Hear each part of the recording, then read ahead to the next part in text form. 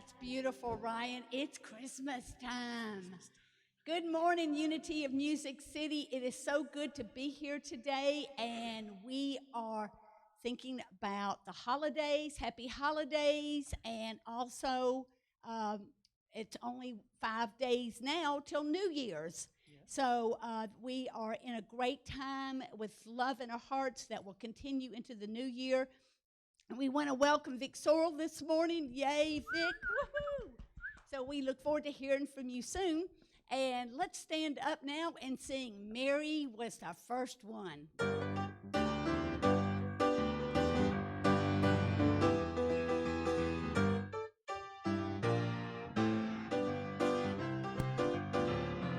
Mary was the first one to carry the gospel, and the angels brought the news of that precious little boy.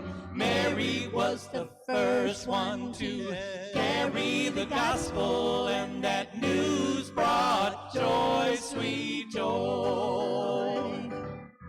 Mary was the first one to carry the gospel, and the angels brought the news of that precious little boy. Mary was the first one to carry the gospel, and that news brought joy, sweet joy. Shepherds watched their flocks by night, nearly fell asleep. Another lonely, quiet night of watching all those sheep, until a choir of holy angels pierced the night with songs of joy. Good news I bring, for Christ the King is Mary's baby boy. Mary was the first one to carry the gospel, and the angels brought the news of that precious little boy.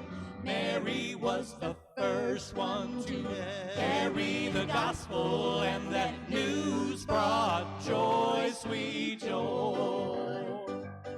Hosanna to the highest, Christ the baby born. God's story wrapped in swaddling clothes, the meek and holy one. This baby boy will change the hearts of all who can believe. What the prophets told has come to pass, the world now has received. Mary was the first one to carry the gospel, and the angels brought the news of that precious little boy.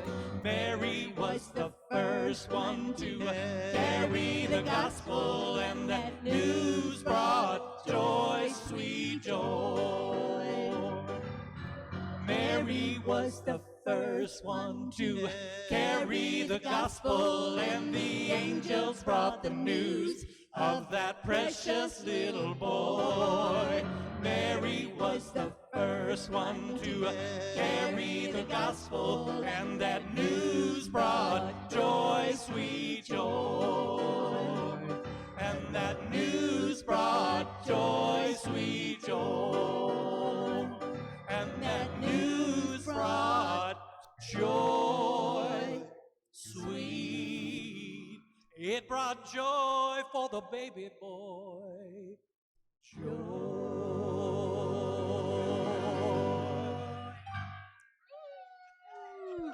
Thanks, Ryan. Oh, that's so much fun to sing with you, I tell you. You guys may wonder, especially those of you, which all of us just about are going to be viewing this on Zoom or on our YouTube. So if you've noticed that it's dark through the windows, it's because it is dark outside. This is the 21st, Monday. So we will be broadcasting this on next Sunday, the 27th.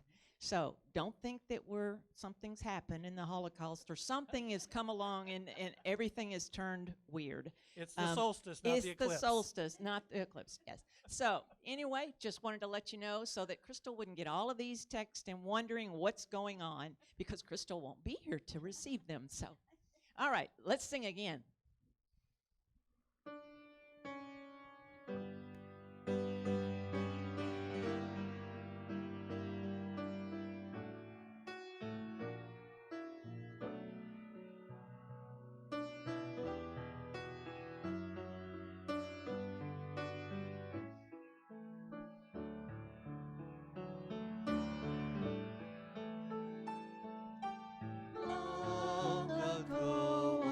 child was born, a gift to all mankind, a gift that's with us till today.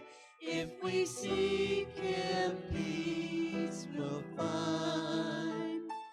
Let me see Him, let me be Him in all I do and say. Let me hold Him closer to me every time I pray. For I know this child is made of nothing but pure love. Let that love be born anew in me each day.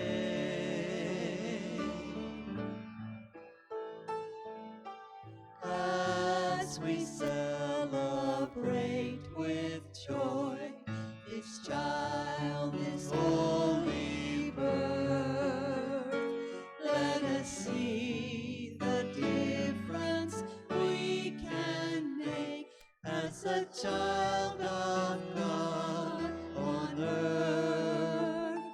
Let me see Him, let me be Him in all I do and say.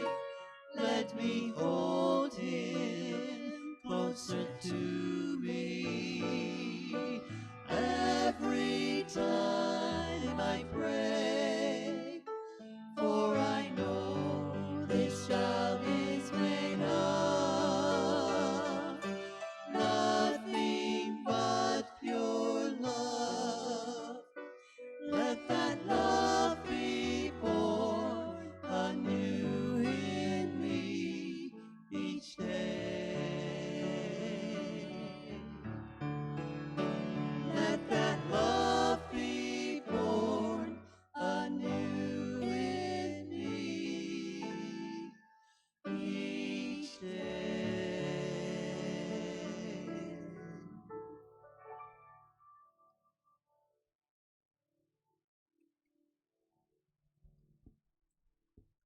The affirmation today is, I take the best and leave the rest. Would you say that with me, please? I take the best and leave the rest. My experience of this past year have brought me gifts of insight, new perspectives, many chances to grow and stretch myself, and perhaps the opportunity to develop a skill that serves me in my work and brings greater enjoyment to my leisure time. Some experiences have been painful or difficult. These too have offered their gifts. I accept all that has come my way. With gratitude, I bless it all. I find the gifts and release what no longer serves my growth. Assured that God is my dependable source, I release all pain of a financial setback. In the joy of restored health, I release any memory of illness. Grateful for all modes of connection, I release any pain of loneliness.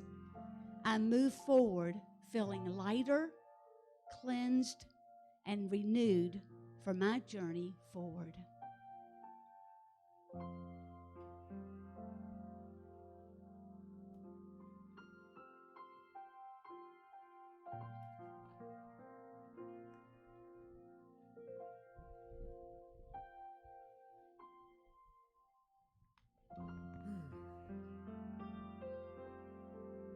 And for this sacred time together,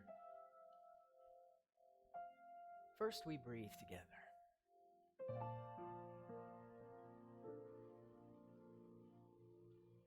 And we remember that in this stillness, that all life breathes together.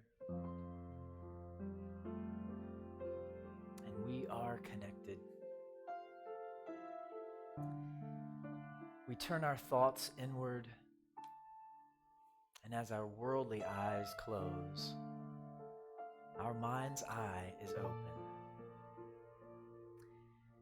For it is through our mind's eye that we see most clearly. And in our clarity, we see each other as infants, priceless, whole, beautiful, magnificent, innocent. Through this lens, we're able to love ourselves in a way that makes seeing possible. For no matter our worldly accomplishments or lack thereof, as infants, we see the love that we are. And from this perspective, we glimpse the opportunity that is always ours. In every new day, in each new hour, and even in the single fleeting moment,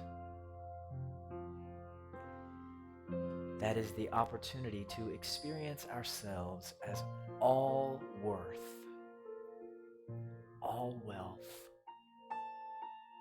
all wisdom, such that alignment with our true nature becomes our nature. So for a few moments now together in the silence, we allow ourselves to fully, presently embody the alignment with our true nature as our nature. In the silence.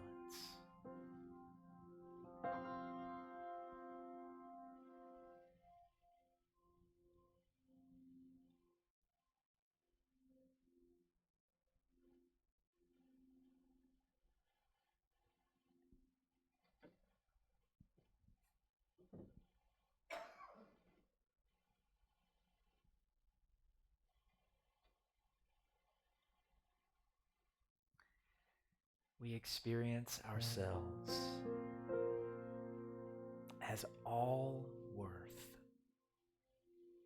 all wealth, and all wisdom, such that alignment with our true nature becomes our nature.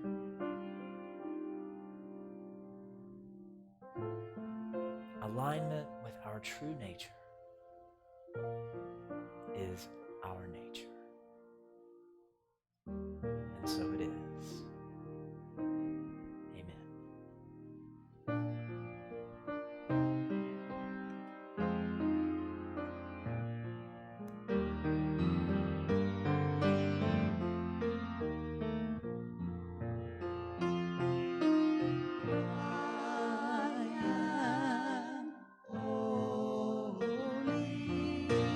Only goodness comes from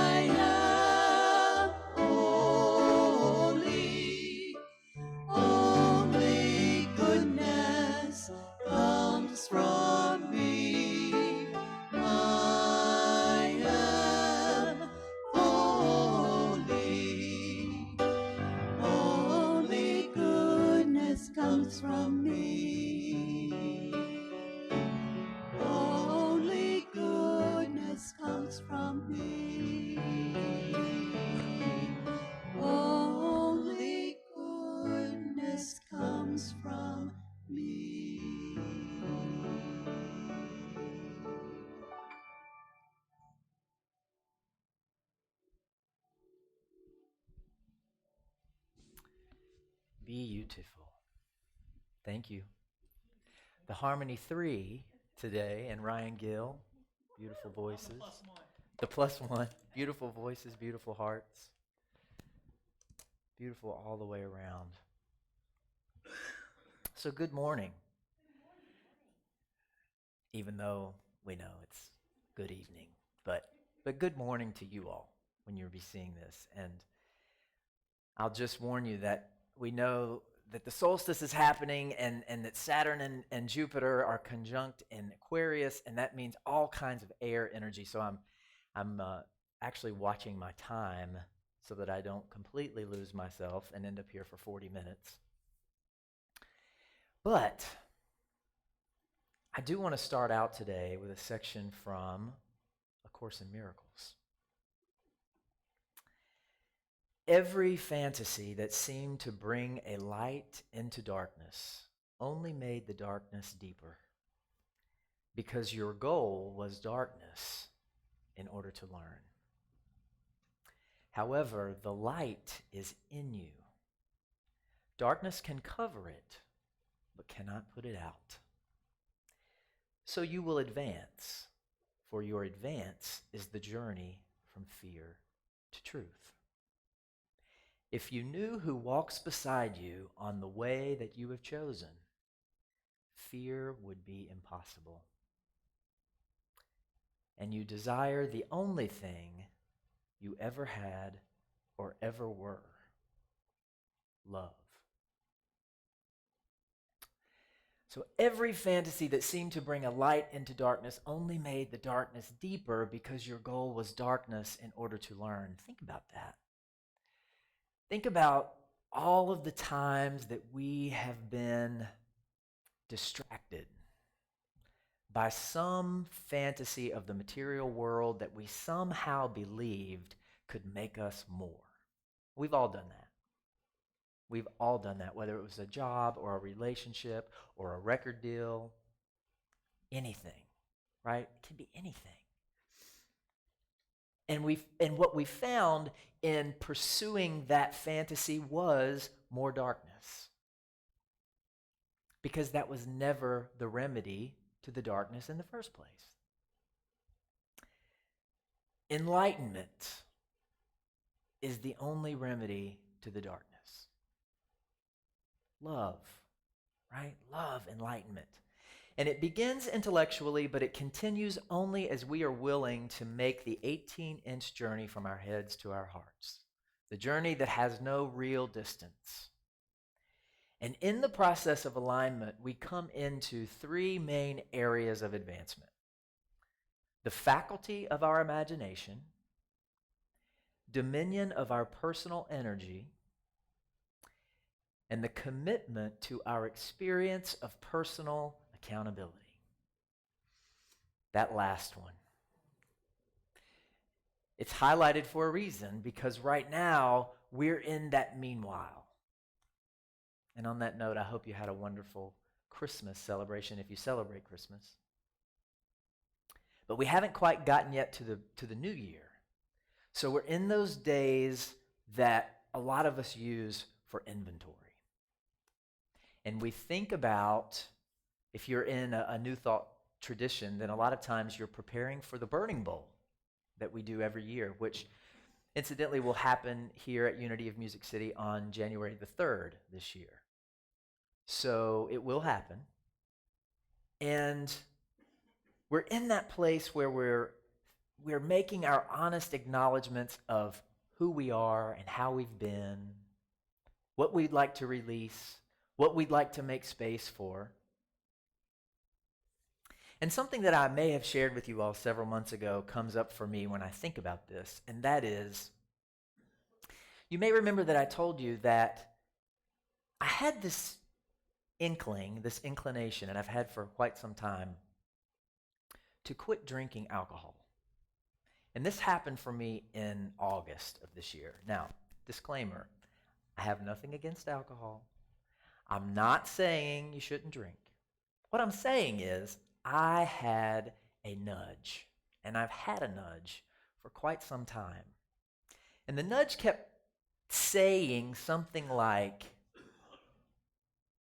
There's more without it. There's more without it.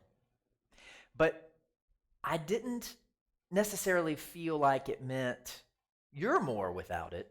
That's not where I was going with it. But for whatever reason, I finally came to the place this summer where I had put on some weight during the quarantine months, and I wanted to lose that weight. So I thought, you know what? I'm just going to let go of the sugar, and I'm going to let go of the alcohol. So several months down the road, what I realized is that when I let go of the alcohol, what I found was an anxiety that I had been medicating for years without really being aware of what was fueling it. And as with anything, when we have an ailment or an anxiety or a pain, emotional hurt, if we follow it, we tend to get to what it's about. So in following this anxiety that became very present in my life once I was no longer eating sugar or drinking alcohol, what I found was I had this fear, and I've had this fear for many years, that life at some point would stop unfolding for me, meaning I would reach a point where I would plateau and there would be no more excitement. There would be no more accomplishment. There would be no more creative expression. A fear of that. And when I listened to what was around that for me, what I heard is, for life to open up, you have to open up.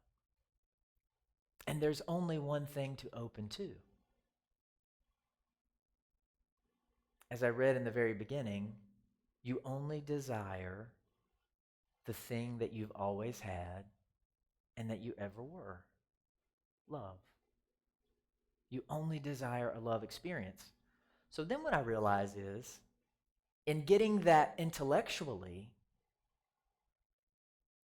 that fear was leading me into the nothingness that fear truly is. Because we know from A Course in Miracles that fear is not a state of itself, but an absence of love. So fear is actually a void state. That's why we say false evidence appearing real is the acronym of the letters FEAR. So if fear is not true, and my only opportunity is to open up to an experience of love, then that just means what I had done for so many years is through the illusion of the fear that I held, I had literally taught my brain to be anxious all the time because of the illusion. And so now what I have is this opportunity to allow my brain to heal. Because what is a brain but our internal computer, which simply repeats whatever we reinforce, whatever we choose to repeat. That's what our brain does. So in this time where we have to look at personal inventory, something else is going on that's really important, and that is that like no other time, the universe, the cosmos, is supporting our moving forward, releasing what doesn't serve. We've never had a time just like that before in our lifetimes. And we've said before that everything that is coming up for us to see is coming up for us to choose what we would have it be. And that's where we are at this beautiful time, in this beautiful meanwhile. And that's why we make room for this conversation in our lives, because the truth is, if we weren't here to evolve, you wouldn't be watching this right now. You wouldn't be here in this room right now. It is in us, the impetus to evolve, the impetus to identify and remove the blocks that we hold to our awareness of love's presence, which is all it is. What that it boils down to is the experience of ourselves as the magnificent one, the Christ, the forgiver, the unconditional lover, the one willing to align no matter the behavior or circumstance. It's not about anybody being willing to receive our gifts of love. It's about each of us experiencing ourselves as the love. And that's why they say virtue is its own reward. Feeling good is about behaving righteously. Not righteously like your Southern Baptist grandma taught you was righteous. That's not what I'm talking about. You know, you all used to always say this ain't your grandma's church. I remember. And it's not. It's not, thank God. But righteous meaning right use of the mind, right use of focus. Right being that which is aligned with the truth with a capital T. So then it becomes, I acknowledge and I reckon with the behavior, but my focus is on the ultimate innocence. My focus is the ultimate innocence. And so A Course in Miracles talks about this concept of an idea never leaving its source. Now that doesn't mean we can't exchange ideas. Of course we can. What it means is that wherever the idea is held, that mind will experience the effects of that idea. So of course, we have free will. We can judge, we can condemn, we can go on and on and on and on about anybody's disappointing anything. But we can't do so without experiencing the negativity of that, of experiencing the effects that are of that negativity within ourselves. So that's exactly what we mean when we say we live in a cause and effect world. We can choose to think whatever we want, but we can't change the law. The law being that we will experience the effect of every thought we think. Every thought we think. So, how do we begin to live with a capital L? We summon enough love for ourselves and for life that we can actually look at how we are. And this, my friends, is not for the faint of heart. How many of you all can relate to an experience of being the referee in your own family? Amen? So, I'll say this. In my family, I'm a Libra. I'm a peace lover. And there were two people that I was always committed to joining. And what was so interesting is that I finally stepped back one day and realized that both of them were so committed to defending against the other's accusations that neither one of them could ever look at what they had contributed. They could never consider how they may have been a part of the dis-ease between them because they were so focused on how they had to defend what they were afraid to look at. If you can't look at it, but what I also learned is that that takes a lot of love. Being able to look at ourselves and see ourselves, warts and all. It takes a lot of love, and we don't always have it. It's always at our disposal, it's always our opportunity, but we don't always know that. So, the quote that I left us with last time, it's not naive believing love must become the bottom line. What's naive is believing our society will survive another 200 years if it does not. It's my favorite quote. It's my favorite quote. Because what I believe with all my heart is that we are naturally evolving out the behaviors that are not sustainable for our species. We all know the concept of natural selection, right? And we think about animals and how over time maybe their color has changed because it contributed to them being camouflaged and contributed to the endurance and the ongoing of the species. Well, we're the exact way. We realize that the way that we tend to do this life and the way that we tend to do one another in this life is not sustainable. We realize it on some level. And just the same way that we recycle, we carpool. Do you all remember that comedian named Bill Engvall, who was the one who was always talking about, here's your sign? I was thinking today when I was writing this talk, if you recycle but you don't forgive, here's your sign. If you carpool but you don't wish good for others, here's your sign. Because it's the same thing. They're behaviors that are about sustainability. Forgiveness is about sustainability. It's about us creating a world that works for everyone. And here is the truth of the opportunity in this holy instant. Here it comes. Not even a single one of us ever need withhold forgiveness again. That's what the dawning of the age of Aquarius means. The energy is there to support our seeing and understanding in a way that we've never seen or understood before. Do I see people as guilty or do I see people as innocent?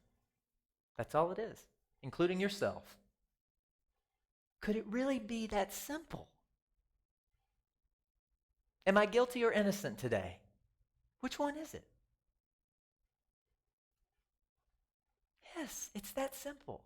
But why does that not readily happen? Because it means the death of the ego. That's why it doesn't so readily happen. And in large part, we know that that's where our ascended masters lived, at that place. Ultimate innocence. Jesus said, I don't have anything you don't have. I just don't have anything else. I just don't have anything else. We're the ones with the baggage, the unnecessary baggage, the unnecessary preconceived notions, the unnecessary expectations. That's why we're the ones that have to love ourselves enough to see the blocks that we hold to our awareness of love's presence. Now, I don't have anything you don't have.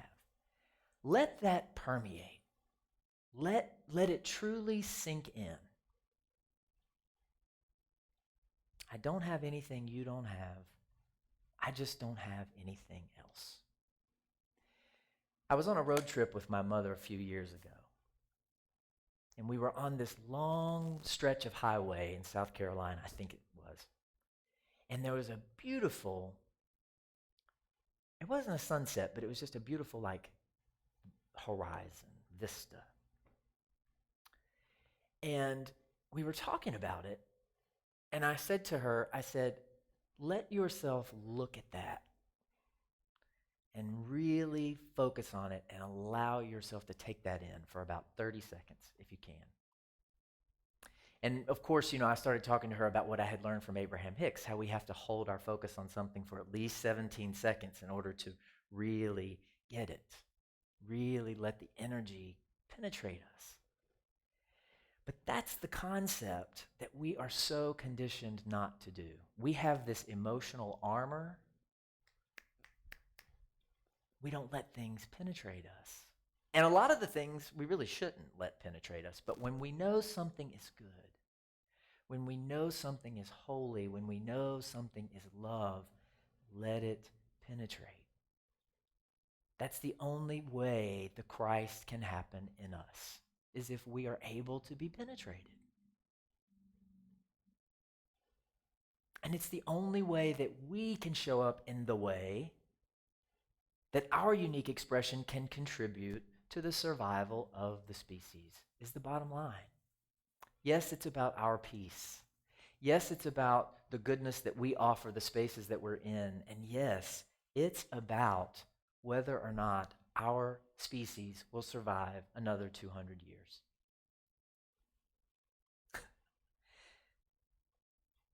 I talk a lot about how we learn and we grow. And we realize if we live long enough, there will be things that we'll regret, right? That's part of it. So there was a speaker who came to Unity on Franklin Road many years ago by the name of Joey Klein, a really, really smart guy. But I was watching him speak, and I wasn't letting what he had to say penetrate me. So it didn't reach me. And when I went up to him afterward, and I was telling him that, welcome to Nashville, and I hope you've had I was doing my best Southern thing. And I heard myself say to him, "Do you really do this full time?" As if I didn't get it, Joey. Well, I didn't get it because I didn't let it penetrate me. I went back and listened to that CD 2 days ago. It was wonderful. It was wonderful. And I thought, oh boy. Oh boy. So when we think about our inventory, and we think about what's really important for us to pull together as our intention for this very important time cosmically, maybe the most important burning bowl we ever do. Maybe. With all the energetic support that is available to us now, our only job is to love. That's our only job. Now, a lot of people will have just heard me say that and said, "Isn't he cute? I need to get paid." Bless his heart. And we all do. But what are your odds? Where are your better odds for getting paid? Working for an employer, working for yourself, or working for the universe that orders the cosmos, turns embryos into babies, and flowers from seeds without any human involvement whatsoever? What are your odds? And then what is it that we must do in order to be in alignment with that force? Love whatever is in front of us, including ourselves. Because the universe has created us to be livers of our highest levels of creative, blissful possibility. That's what the universe has done. And in any moment we're not in love, then we're off the track that the universe would otherwise have us on toward the experience of that ultimate possibility. Anytime we're out of love. So we've probably heard that expression, before enlightenment, carry water. After enlightenment, carry the water, right? There will always be tasks in life. And it's not that the jobs and the relationships and the carrying of the water don't matter. It's that when our hearts are closed, we miss the train that is meant to take us to our highest possible expression of job, career, relationship, etc. So in essence, our only job is to love. That's it.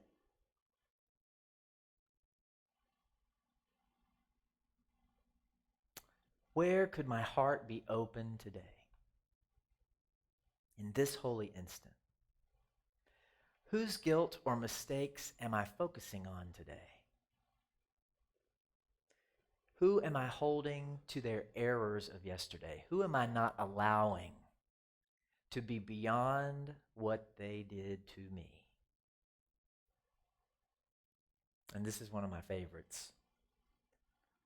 Who am I labeling a toxic person without realizing that the toxicity happens when our energies combine? It's pretty hard to be toxic on your own in a house by yourself, right?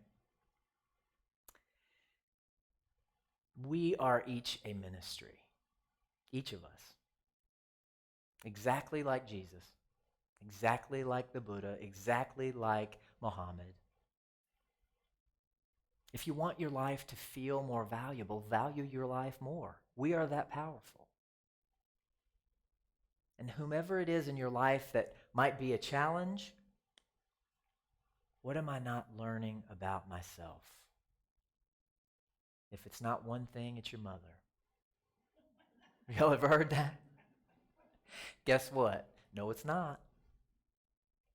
No, it's not. When a circumstance is painful, what am I not seeing about myself that could free me of this pain? How to be powerful in this world. How to be a part of this cosmic opportunity that is with us, that is upon us now in linear time, to know that you are not of this world. To be in this world, but not of this world. How to work with all that's going on cosmically to literally rise to service and peace and abundance like we've never known. This time. Forgive everyone everything. Love, let my presence be a reminder to myself and others of our innocence instead of our guilt.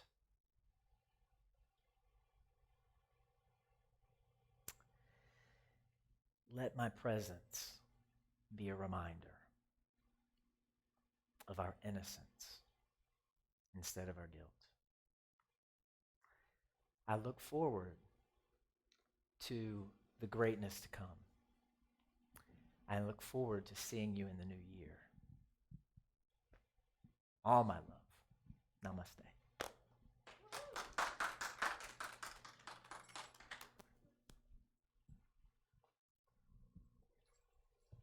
Thank you, Vic. I'd like to remind everyone out there that we are open to receiving your tithes and donations. You can go to the website. You can give by PayPal. You can call the church and see when the secretary is here and come by and slip it under the door. We are welcoming your tithes and donations to us. So let's say our tithes and love offerings blessing. I am open to receiving floods of financial abundance with ease so that I may be able to give back even more to the world around you. Thank you, God.